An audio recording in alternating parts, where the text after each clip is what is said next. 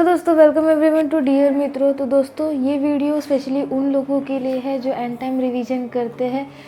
बहुत सारे कॉलेजेस के स्टूडेंट्स हैं, यूनिवर्सिटी के स्टूडेंट ऐसे हैं जो कभी भी हम थियोरी पूरे मंथ प्रिपेयर नहीं करते। जब भी हम लोग की एग्ज़ाम आती है उसके एक हफ़्ते पहले या एक दिन पहले ही प्रिपेयर करते, तो उनके लिए ईज़ी पड़ जाए पढ़ना, इसकी वजह से ये वीडियो उनके लिए स्पेशल है। और जिन्होंने ऑलरेडी पढ़ लिया है वो तो बहुत ही बेस्ट है। आपको सिर्फ एक रिवीजन करना है, तो रिवीजन के लिए आप एक ऑडियो सुन सकते हो और उसके बाद आप अपना रिवीजन जो है वो अपने माइंड में क्लियर आउट कर सकते हो। ठीक है, तो आज का हमारा टॉपिक जो है वो बैंकिंग के रिलेटेड है। ये TY BCom का टॉपिक है। हाल फिलहाल में हमारे TY BCom की एग्ज़ाम आने वाली है और सभी बच्चे उसी प्रिपरेशन में लगे हुए हैं। होपफुली आप भी सब उसी प्रिपरेशन में लगे हो।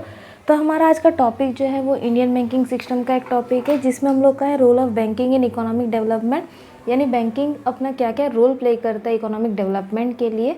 टॉपिक पे जाने से पहले मैं थोड़ा सा क्लैरिफिकेशन आपको उसके कुछ पास्ट फेज है उसके बारे में बताना चाहती हूँ। बिकॉज अगर आपको पेपर लिखना है तो आपको उसका इंट्रो पार्ट बताना पड़ेगा। अगर आप इंट्रो पार्ट बताओगे तो आपको बेटर रहेगा आंसर एक्सप्लेन करने के लिए।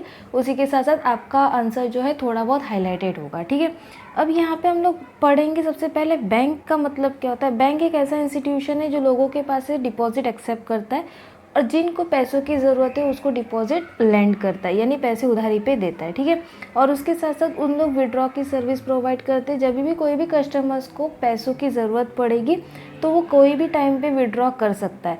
अब विड्रॉ करने के बहुत सारे तरीके हैं। ATM के थ्रू है, ड्राफ्ट के थ्रू है या बिल्स के थ्रू है। हम लोग कोई भी तरीके एक्सेप्ट करके हम लोग विड्रॉ कर सकते हैं। पहले हम लोग का ऐसा था कि ATM सर्विस नहीं था, इसकी वजह से हम बैंकिंग आवर्स में सिर्फ पैसे विड्रॉ कर सकते थे। लेकिन आज के टाइम पे हम लोग के पास मोबाइल बैंकिंग आ गया है, फिर ATM सर्विस भी आ गया है, तो हम लोग 24 आवर्स में कभी भी विड्रॉ करना चाहे तो हम विड्रॉ कर सकते हैं। ठीक है, तो यहाँ से आपका एक डेफिनेशन बनता है बैंक का मतलब क्या होता है। A bank is an institution that accept deposit of money from the public withdrawable by cheque and use for lending purpose.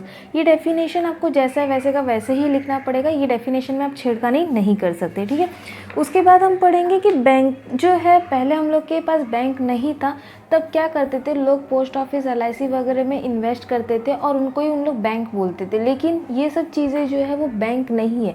Because LIC, post office, ये सब लोग जो है वो हमारे पैसे इन्वेस्ट करने के लिए हमको अवेलेबिलिटी देते हैं। लेकिन जब भी अगर हम लोग को उसको लैंड करना हो या विड्रॉ करना हो तो वो फैसिलिटी हम लोग को पोस्ट ऑफिस LIC नहीं देता।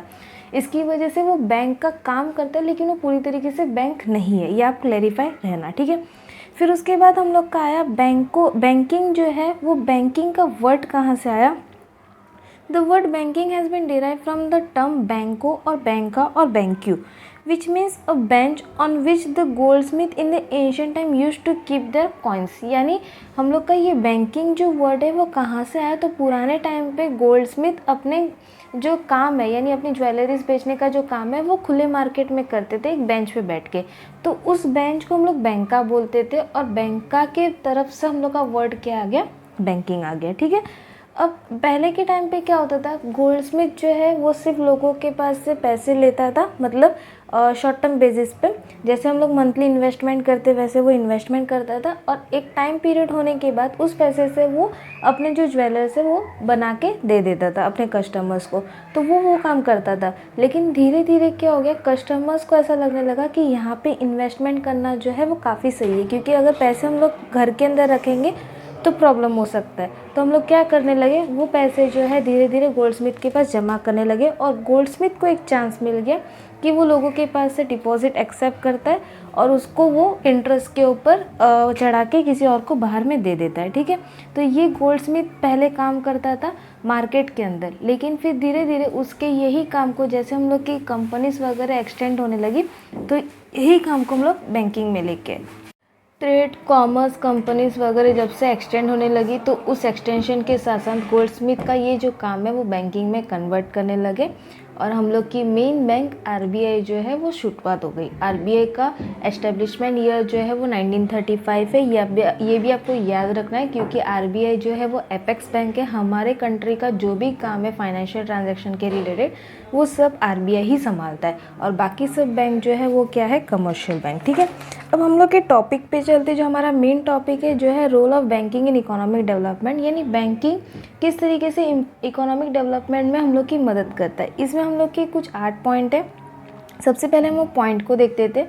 सबसे पहला पॉइंट है mobilisation of saving, second creation of credit and increase in production, third promotion to export business, fourth social banking, fifth reasonable price stability, six promotion of entrepreneurship, seven development of money market and capital market, 8 increasing the facility of training and education. तो step by step हम सबके बारे में पढ़ेंगे। सबसे पहले तो जो लोग अपने पैसे कुछ बचाना चाहते हैं तो वो उनको हेल्प करता है वो पैसों को सेव करने के लिए।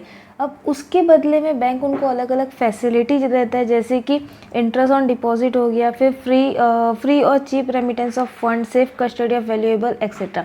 तो ये सारी फैसिलिटीज़ प्रोवाइड करने की वजह से क्या हो जाएगा, लोग अपने पैसे जो है वो घर के अंदर ना सेव करने की जगह पे कहाँ पे सेव करेंगे, बैंक के अंदर सेव करेंगे, क्योंकि वहाँ पे उनको इंटरेस्ट मिल रहा है। अगर वो घर के अंदर सेव करेंगे, जैसे फॉर एग्जांपल आपने अगर 500 रुपया घर के अंदर सेव कर दिया तो 3 महीने के बाद भी आपको 500 रुपया ही मिलेगा, 1 साल के बाद भी आपको 500 रुपया ही मिलेगा, और 3 साल के बाद अगर देखने जाओगे तो भी आपको 500 ही मिलेगा। लेकिन वही 500 रुपया अगर आप बैंक में सेव करोगे तो क्या हो जाएगा, उसके ऊपर इंटरेस्ट लगेगा, इंटरेस्ट चार्ज होगा, और वो इंटरेस्ट हमारे अकाउंट में आता जाएगा।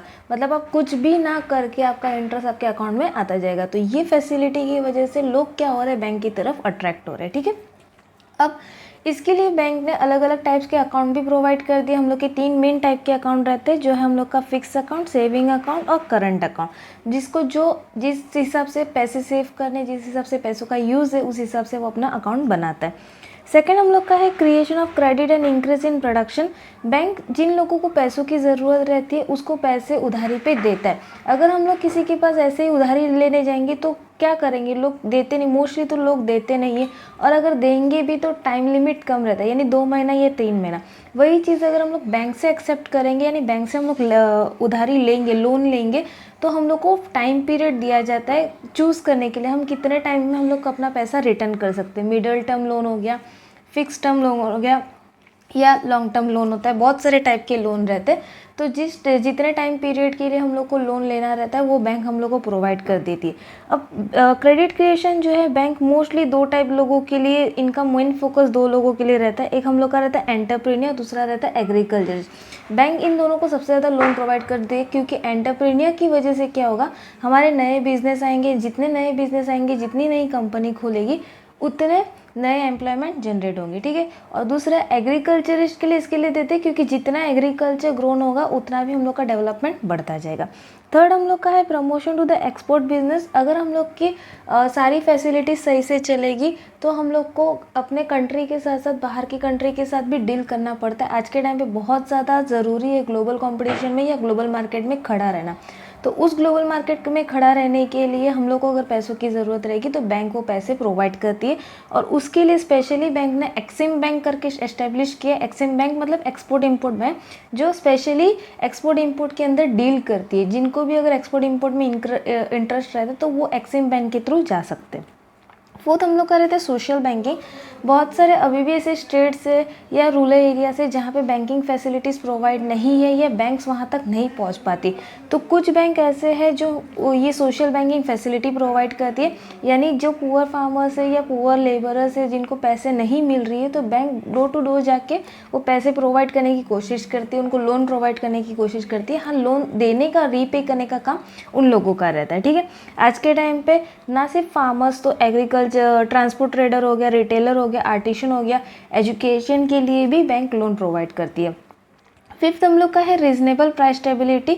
हम लोग ने देखा है काफ़ी टाइम ऐसा रहता है, अगर मार्केट में इन्फ्लेशन हो गया तो कुछ लोग जो है, कुछ ट्रेडर जानबूझ के अपना अनाज या सामान नहीं बेचते, उन लोग जानबूझ के स्कैरसिटी दिखाते हैं, जो हम लोग की फिक्स स्कैरसिटी रहती है। तो वो स्कैरसिटी को निकालने के लिए बैंक क्या करेगी, इन टाइप के लोगों को जो है, यानी ये टाइप के जो ट्रेडर्स है उनको पैसे उधारी पे देगी नहीं।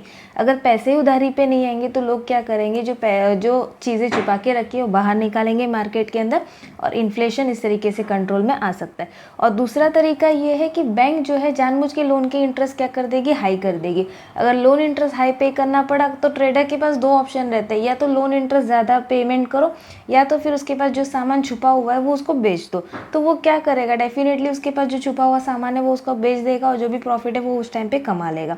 तो इस तरीके से बैंक क्या करती है, इन्फ्लेशन को कंट्रोल करके रखती है और प्राइस को स्टेबल बनाए रखती है। सिक्स्थ हम लोग का है प्रमोशन ऑफ एंटरप्रेन्योरशिप। अगर कोई नया एंटरप्रेन्योर मार्केट के अंदर उतर रहा है तो बैंक उनको काफ़ी फैसिलिटीज़ प्रोवाइड करती है, लोन वगैरह की फैसिलिटीज़ प्रोवाइड करती है। उनको अगर कुछ गाइडेंस चाहिए तो बैंक वो भी चीज़ प्रोवाइड करती है। इसके साथ साथ further at present under the scheme of differential interest rate the bank provide credit to small trader, weaver, blacksmith, tailor, dry cleaner and other, thus they help the developing entrepreneurs ability. ये entrepreneur एक ऐसा बंदा रहता है जो risk लेने के लिए तैयार रहता है। अब हम लोग अभी तक एंटरप्रेन्योर कौन जानते हैं, तो जो बिजनेस चलाता है, ठीक है। लेकिन बिजनेस के साथ साथ काफ़ी से छोटे छोटे लोग भी रहते हैं, जैसे कि टेलर वगैरह हो गया, ब्लैकस्मिथ हो गया, तो उन लोग भी अपना बिजनेस एक्सटेंड करना चाहते हैं, तो उनको भी बैंक्स जो है वो पैसे प्रोवाइड करती है। सेवेंथ हम लोग का है development of money market and capital market. Bank जो है मनी मार्केट और कैपिटल मार्केट में इन्वेस्ट करने में हम लोग को मदद करती है, हमको बताती है हम लोग को कब इन्वेस्टमेंट करना चाहिए, कब नहीं करना चाहिए, और हम लोग को अपने इन्वेस्टमेंट कब बेचने चाहिए। तो ये सारी फैसिलिटीज़ भी बैंक हम लोग को प्रोवाइड करती है और हम लोग की इकोनॉमिक में डेवलपमेंट में हेल्प करती है। एथ हम लोग का है increasing the facility of training and education. हम लोग को ये पता है कि जब भी बैंक आता है तो उसमें हम लोग को ट्रेनेड स्टाफ चाहिए, क्योंकि ट्रेनेड स्टाफ ही अच्छे से काम कर सकता है। तो बैंक क्या करती है, तो पहले से ही ट्रेनिंग देना स्टार्ट कर देती है, यानी एग्ज़ाम्स लेती है, या जो एग्ज़ाम्स में सिलेक्ट हो गए तो उनको पहले से ट्रेनिंग देना स्टार्ट कर देगी, जिसकी वजह से क्या होगा, जब रिक्रूटमेंट आएगी या जब जॉब पोजीशन में ज़रूरत होगी किसी एम्प्लॉय की, तो वो ऑलरेडी ट्रेन स्टाफ वहाँ पे मिल जाएगा। और bank all the time educate करती रहती है अपने एम्प्लॉयज़ को। अगर एम्प्लॉयज़ अपनी कंपनी के अंदर काम भी कर रहा है, यानी बैंकिंग के अंदर काम भी कर रहा है, तो वहाँ पे भी एजुकेशन प्रोवाइड करती है, गाइडेंस प्रोवाइड करती है, जिससे लोगों की नॉलेज कभी वेस्ट नहीं जाती, ठीक है। तो यहाँ पे हम लोग का इस तरीके से बैंक जो है हर तरीके से, यानी समझो सोशल सेक्टर हो गया, प्राइमरी सेक्टर हो गया, सेकेंडरी सेक्टर हो गया, हर सेक्टर में बैंक हम लोग को फैसिलिटीज़ प्रोवाइड करती है। कोशिश कर रही है बैंक हम लोग की इकोनॉमी डेवलपमेंट को जितना तेज़ी से आगे बढ़ा सके उतना तेज़ी से आगे बढ़ाए, और इसकी वजह से आज के टाइम पे बैंक जो है वो सबसे ज़्यादा इम्पॉर्टेंट हो गए। हम लोग भी देखते हैं, हम लोग का सारा ट्रांजैक्शन जो है मोस्टली, अभी भी आप लोग भी यूथ हो तो आप भी ट्रांजैक्शन मोबाइल से करते होंगे या बैंकिंग का कुछ ना कुछ काम करते होंगे। हम लोग का मोस्टली ट्रांजैक्शन जो है वो होता ही है बैंक के साथ, ठीक है। तो इसकी वजह से आज बैंक जो है वो सबसे मेन हो गई है कोई भी ट्रांजैक्शन के लिए। तो बैंक आज हम लोग को डेवलपमेंट में काफ़ी मदद कर रही है। तो इसी तरीके से अगर हम लोग आगे बढ़ते रहेंगे तो एक ना एक दिन हम लोग डेवलप नेशन ज़रूर कहलाएंगे। तो दोस्तों यहाँ पे हमारा ये टॉपिक कवर अप हुआ। होपफुली आपको वीडियो समझ आए, आपको लेक्चर कैसे लगा कमेंट सेक्शन में जाके ज़रूर बताइएगा। अगर कुछ चेंजेस करें तो वो भी ज़रूर बताइएगा, हम ज़रूर नेक्स्ट वीडियो में चेंज करने की कोशिश करेंगे।